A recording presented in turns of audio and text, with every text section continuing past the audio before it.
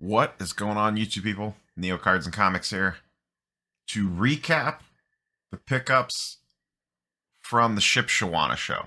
Shipshewana, Indiana, middle of nowhere, a little due east of Notre Dame is essentially where Shipshewana is at. This show got put on my radar 6 months ago from Ryan at Card Collector 2. This is one of the few shows a year that he sets up at. He's longtime friends with the show promoter, B Sports Cards. And they have a cool venue in a random place. It's easy to get to if you're driving. It's not easy to get to if you're flying in, because there's nowhere close to fly into. But it's about a 280, 175, 200 table-ish show, just south or just under 200 tables. Really nice venue. A little cramped on space this time around because it was packed, but lighting is great. Like some of the best lighting I've seen. And I think it draws really well because he promotes it extremely well. And it's within close enough distance to pull people from a lot of places. You're not that far from Chicago. I believe it's just a couple hour drive from Chicago, depending on traffic. You're 3 hours from Cleveland. You're a couple hours from, or less, from a lot of cities in Michigan, Detroit, Lansing, or a few other places that people threw out that they were from. You're not terribly far from Indy. So you kind of have, though it's in the middle of nowhere, it's kind of in between a bunch of decent sized Midwest metropolitan areas. It's a 4 hour drive from me where I'm at. Like I said, I know a lot of people from Cleveland that went. I believe from Columbus, it's about 4 hours, give or take. I don't know that for sure. But it's just in a really good location from that perspective. So I went to this show before in November. They do a trade night the night before at the venue, which is nice because you have a ton of space. You just set up at the same tables as the dealers are going to set up at the next day. You have a ton of room. And I knew right from the get that the show was going to be a lot busier than last time because the trade night was a lot busier than the time before. The time before the trade night was really good. It was like the perfect amount of people. It wasn't too crowded. You got to see pretty much everyone's stuff if you wanted to. This time it was packed, which is not bad. It's a good thing. I made a couple pickups with trade night. I'll talk about all the pickups in a second. I'll just kind of go through a light recap here. And the show the next day was busy. I also had an inkling because there's two good hotels in town. They both booked, which led me to believe that this was going to be super busy as well. And it did not disappoint. I got there at 8:45. The show started at 9, and it was already busy. Usually, a lot of shows, they kind of start slow and build. This was busy right from the get. By the time I completed one lap of the show floor, it was packed. And then it was packed up until the time that I left. And I left at about 12:30, 1 o'clock. And the show went until 3, I believe. So I'm sure the last hour or so it slowed way down, but it was busy. You could barely move at some points. Every once in a while, it was a little tough to get to certain tables or whatever, but overall, very, very busy show. In terms of trade night I carried my case around on the show floor, but I pulled cards out that I specifically wanted to potentially move in trades. So if I did, work a deal for something, I could just pull out those like 5 or 6 cards because I bring everything with me, but that doesn't necessarily mean it's always available. A lot of times, like I bring the LeBron refractors, but I'm only probably going to move those if I'm upgrading in LeBron refractors. In regards to what people were interested in out of my case, whether we made deals or not, or people were just flipping through looking, the Ja Morant autos, both of them that I have, always get tons of looks. People were loving the Ken Griffey Jr. auto. People were loving the Hugh Jackman auto. And some of the Darius Garland stuff that I have. But probably those autos garnered the most eyeballs at all. In terms of what was moving on the show floor, I don't know. It's hard to tell when you're just walking around. and I don't necessarily know a lot of dealers at this show. I knew a lot of people that attended this show. A lot of dealers that I am friends with in my local circuit went to this show as buyers, not as dealers. So I don't know what was hot and what was not per se, just my own personal experiences in regards to what I was looking for. So let's get into show pickups. Trade night, I made 2 deals. I bought a card and sold/traded for a card. So the first pickup of the trade night was just a straight purchase. A viewer of the channel stopped by the table and said, I think I have something you might be interested in. And he was correct. And a little Lou Bob X-Fractor. PSA 10. These were going for around 385-ish. 380 to 400. There was, one would go for 380, one would go for 390, one would go for 400, and then right back down again to 385 or whatever. So I got this for low 300s, I think 320-ish or something. I think it was 320 on this. I like Lou Bob. I think he's a pretty low risk investment, as in because his stuff's cheap, so it's not like you're buying into a very high price on his stuff. And I had some Lou Bob stuff and I traded it away, so I didn't mind getting a Lou Bob back. And I like the X-Fractors. I think they have the most upside. They usually are the most expensive of the non-numbered parallels, besides like the super, super short print stuff like the negatives and stuff. So cool card there. I'm a big fan of the checkerboards, or X-Fractors in this case, but it's basically a checkerboard. So cool looking card there. So that was the first pickup. Purchased that. That was straight cash, no trade involved. The next one's a weird one. I flipped through this guy's case and stumbled across this card, and I just really like the patch on this, and I kind of like the player. I have not talked about this player once, I don't think, and I don't own any of his squad. I own one of his cards now, and this is just a cool. It's not expensive. It's like $100 card, and it is a Jazz Chisholm RPA. From Topps Triple Threads, which is once again a pretty low level product. But the thing that I liked about this was the patch. So it's basically a 4-color patch over here. A lot of these you see are just 3 white napkin patches, basically. Those go for like 35 or 40 bucks. This one goes, there was 2 sales at 110. He actually just purchased this card on eBay for 110, and then one sold right after it for like 107 or something. And it also had a very similar patch to this, multiple colors there, and this is rookie RPA, or rookie, so it is an RPA, and it is game used. Another key there, game used, and on card. So for $100, I figured what the hell, and this was actually a part cash, part trade deal. So at this point in time of the night, I was sitting down at a table and had sat out. Myself and Liam from the local Cleveland shows, friend of mine, had set out some cards. We walked around for about the first half of the night, and then the second half was like, let's just sit down for a little bit. So I laid out some stuff, and he was attracted to the McFarlane 92 Spider-Man Prism PSA 10 that I had. No comps on that card, but a PSA 9 of a different version of that card, same set, just a different number, just went for like 130-ish on auction a couple days, but like a day before actually. So we valued it at 500. So I got this, and he gave me 390 cash. So pick this up, cool card. He's just an exciting young player, so I figured, let's go along for the ride. It's a cool looking card. What the end game for this is, I have absolutely no idea, but that's how we roll sometimes. So those are the only 2 trade night pickups that I did. Then on the show the next day, I guess I'll talk about this first. When you see something that you want, just make the deal. Don't play the I just walked in, let me take a lap before I do anything game. I walked in, I was there for maybe 15 minutes. I had seen an eighth of the show floor.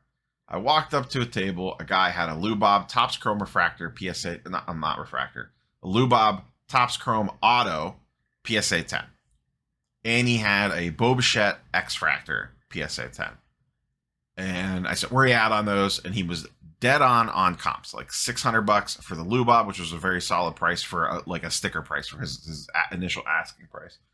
And then the Bo Bichette, he was like $10 above whatever the last comp was on it. And he's like, if you're interested, let me know. We can work something out. And I said, okay. I said, I just got here. Let me like just at least like kind of take in the scenery here, and I'll circle back. Well, I finished my lap, went back. Both of them had sold.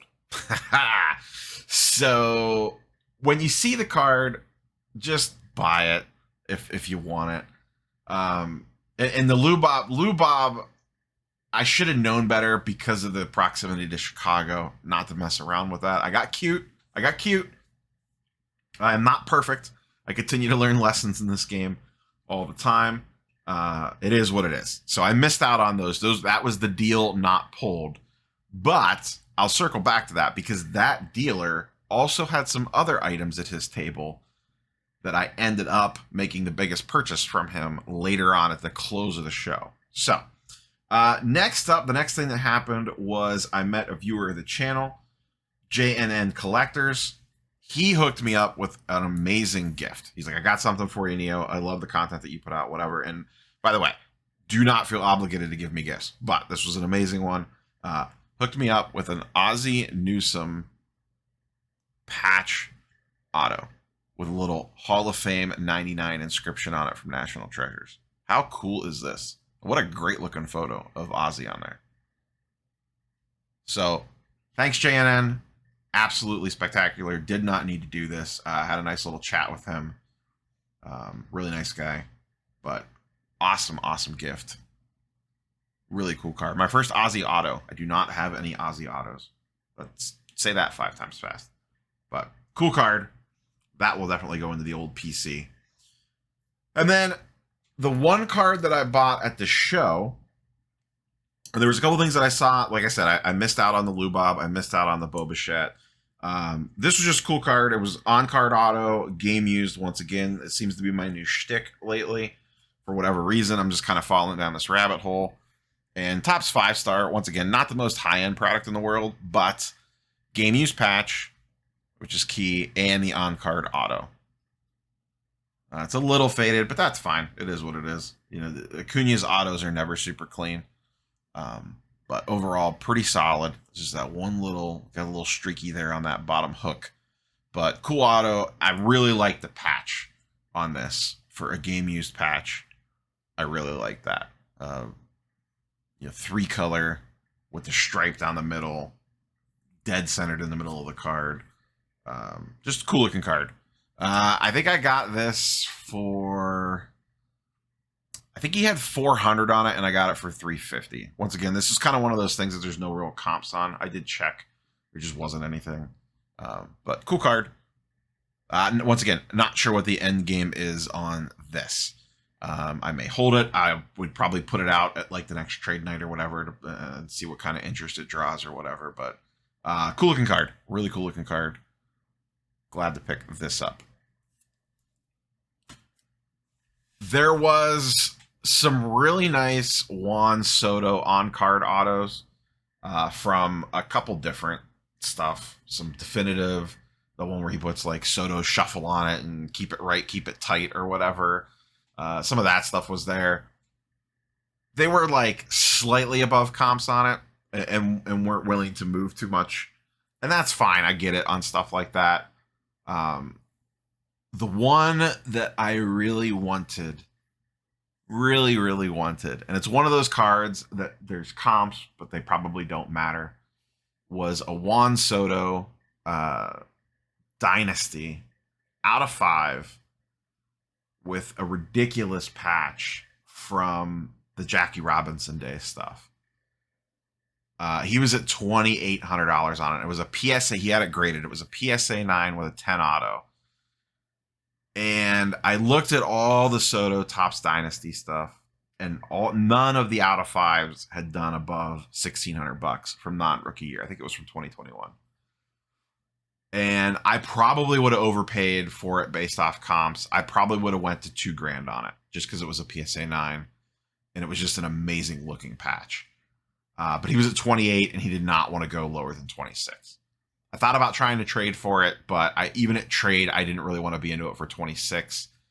I like that card. It was gorgeous looking, but going that far over the current market value, I just did not feel comfortable doing.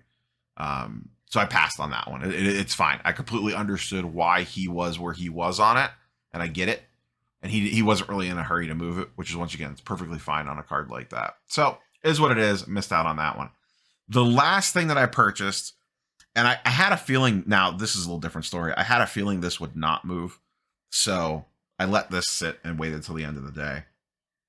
Partially because I didn't want to carry it around and I didn't want to run it back out to the car.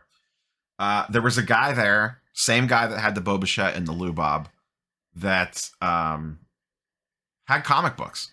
I was really surprised to see CGC slabs at this thing. And he had nice stuff. He had a Hulk 181. He had a Hulk 180. He had an X-Men 2.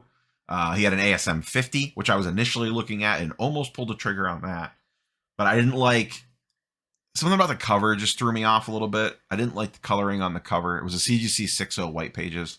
And it had some Newton rings on it, which don't really affect the value, but they affect the eye appeal. And they were right dead center in the smack of the book. So I didn't like that. But I knocked off, and this was a bucket list one. It's one that I've wanted for a while, and it's kind of like, I'll get it eventually. They're not hard to find, per se. And I knew that I would never have it in a 9.8 because they are too expensive in a 9.8 for my tasting. And that is a ASM 300 in a CGC 96 white pages. If you know, you know. This is the first appearance of Venom. 9.8s in this do 5K. This is a 9.6. They do about 1,900 all day long, give or take. Anywhere between 1,800 and 1,900. He was at 1,900 on it. I offered him 1,700. He came back 1,750. I reached out and shook his hand. I was perfectly fine with that. If you told me, I would have went to the middle of Amish country to a sports card show and walked out with an ASM 300. That's not something I saw on the old, flow chart of possibilities when the day started. But you never know what you're going to run into with these things. So this was the big pickup of the day. Spent most of my budget on this. It was kind of one of those things where I knew that it probably wasn't going to sell just because of the audience. Even though that guy did actually have a lot of people looking at his comic books. He had some lower end stuff too, like some $5 and $10 books that a lot of people were going throughout the day. And I said, if it's there at the end of the day and I don't buy anything else, I will circle back and grab that. And it got to the end of the day. I attempted to make some moves on some other stuff or had those cards bought out from, I don't want to say from under me, but missed out on the opportunity on those. Couldn't close deals on anything else or saw stuff that I was like desperate to have. And then this was in the back of my mind all day. I was like, okay, I'm not going to like push just to get a deal done on something, just to say like, oh, cool. Like, I drove all the way out here to make sure that I actually bought stuff.